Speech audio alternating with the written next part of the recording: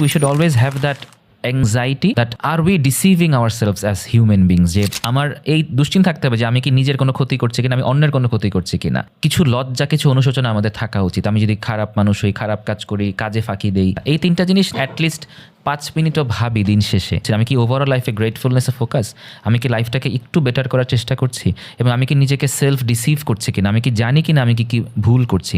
কারণ self deception এমন একটা জিনিস সাইকোলজিতে, যে আপনি ধরেন একটা মিথ্যা কথা বললেন, প্রথম দিন আপনার খারাপ লাগবে, কারণ আমরা মিথ্যা কথা হয়তো বলতে চাই না। দ্বিতীয় দিন হয়তো খারাপ লাগবে, একটু কমে যাবে। যখন আপনি 100 দিন মিথ্যা বলবেন, আপনার কিন্তু আর খারাপ লাগে না। সো এটাকে বলে সেলফ ডিসেপশন। আমরা অনেকেই সেলফ ডিসেপশনে আছি, আমরা অনেক বছরের পর বছর একটা ভুল কাজ করছি অটো পাইলটে, যেটা আমরা মনেই করছি না যে ভুল আছে।